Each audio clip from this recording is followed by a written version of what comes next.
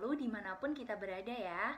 Perkenalkan, nama saya Francisca Wulan Setianingratri, biasa dipanggil Siska, yang pada kesempatan kali ini akan mengajak teman-teman semua untuk belajar bersama mengenai subbab materi dalam ruang lingkup kepemimpinan, yaitu taktik pengaruh proaktif.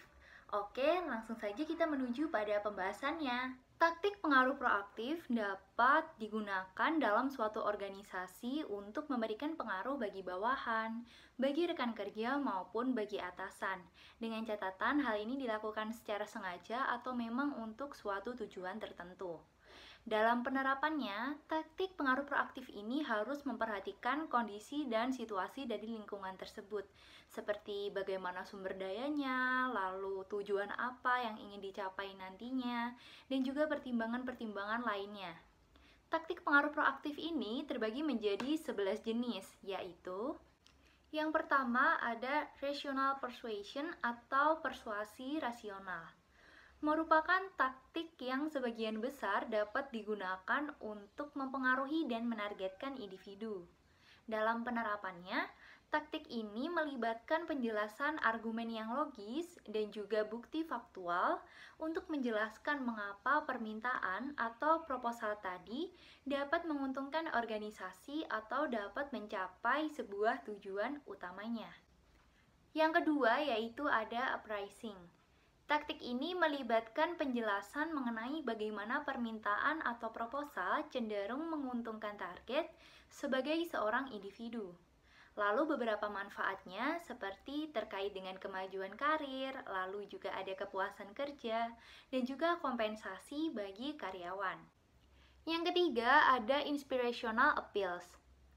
Taktik ini bertujuan untuk mengembangkan antusiasme dan komitmen dengan membangkitkan emosi yang kuat, lalu menghubungkan permintaan atau proposal tersebut dengan kebutuhan, dengan nilai, harapan, dan juga cita-cita pada seseorang. Yang keempat ada taktik consultation atau konsultasi. Taktik ini tepat diterapkan apabila seorang memiliki sebuah wewenang untuk merencanakan tugas atau membuat perubahan, tetapi juga memerlukan target orang lainnya dalam membantu melaksanakan pekerjaan atau menerapkan suatu perubahan tersebut. Taktik ini melibatkan pengundangan target secara individu untuk berpartisipasi dalam rencana pelaksanaan permintaan, revisi strategi, ataupun penerapan perubahan dari yang diusulkan. Taktik yang kelima yaitu ada exchange. Taktik ini melibatkan tawaran eksplisit atau implisit untuk memberikan penghargaan bagi seseorang karena telah melakukan apa yang menjadi tanggung jawabnya. Dapat menjadi efektif, namun tergantung dari manfaat dan juga kepercayaan yang terdapat pada target individu dan juga pada agen. Taktik yang keenam ada collaboration atau kolaborasi. Taktik ini paling sering digunakan ke arah atas karena biasanya seorang atasan memiliki kontrol lebih besar atas sumber daya diskresioner dibanding bawahan. Taktik yang ketujuh ada ingratiation. Merupakan perilaku yang membuat seseorang merasa lebih baik karena suatu hal yang telah kita lakukan. Taktik ini lebih memungkinkan diterapkan dalam upaya memberikan pengaruh dengan bawahan ataupun rekan kerja dibandingkan dengan atasan karena seringkali dinilai sebagai hal yang manipulatif. Taktik yang kedelapan yaitu ada personal appeals. Taktik ini melibatkan permintaan pada seseorang untuk melakukan kebaikan atas dasar rasa persahabatan dan kesetiaan ataupun kebaikan dan kemurahan hati. Dapat berguna untuk mendapatkan informasi atau meminta bantuan secara pribadi yang tidak ada kaitannya sama sekali dengan pekerjaan. Jenis taktik yang kesembilan yaitu ada legitimating tactics atau taktik legitimasi. Taktik ini melibatkan upaya menetapkan wewenang atau hak untuk mengesahkan seseorang dalam membuat jenis permintaan tertentu. Untuk upaya pengaruh ke bawah dengan bawahan dapat digunakan ketika menerapkan perubahan besar atau menangani suatu krisis yang tidak biasa.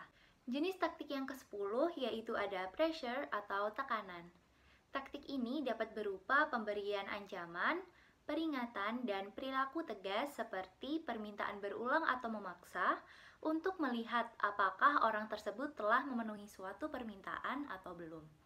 Berdasarkan bentuknya dapat dibedakan menjadi dua jenis, yaitu tekanan secara keras, contohnya seperti ancaman, tuntutan, dan juga tekanan secara halus. Contohnya seperti pengingat bahwa telah berjanji melakukan suatu hal atau permintaan secara terus-menerus. Jenis taktik pengaruh proaktif yang terakhir yaitu ada coalition atau koalisi. Taktik ini melibatkan adanya bantuan dari orang lain untuk ikut serta mempengaruhi target sasaran. Mitra koalisi tersebut dapat berasal dari bawahan, dari atasan maupun berasal dari luar perusahaan atau bisa disebut dengan pihak eksternal. Terdapat pula contoh perbedaan atau perbandingan antara dua taktik dari 11 jenis taktik yang telah dijelaskan tadi, yaitu pada taktik uprising dan rational persuasion, terletak pada manfaat yang diberikan. Nah, taktik uprising ini untuk target sebagai seorang individu, sedangkan rational persuasion untuk target organisasi atau misi. Sekian penjelasan materi dari saya, mohon maaf apabila terdapat kata-kata yang kurang berkenan. Semoga penjelasan materi mengenai taktik pengaruh proaktif ini dapat memberikan manfaat untuk kedepannya. Terima kasih dan jangan lupa untuk selalu patuhi protokol kesehatan.